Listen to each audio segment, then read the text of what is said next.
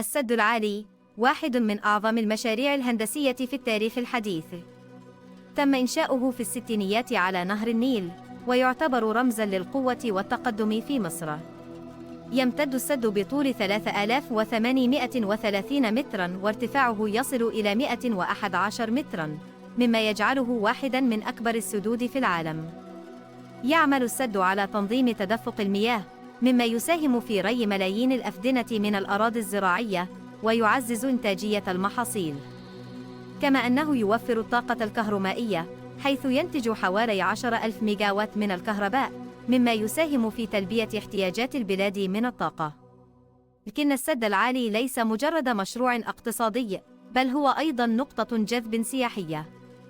يزور السد آلاف السياح سنوياً للاستمتاع بمشاهدته والتعرف على تأثيره الكبير على حياة المصريين.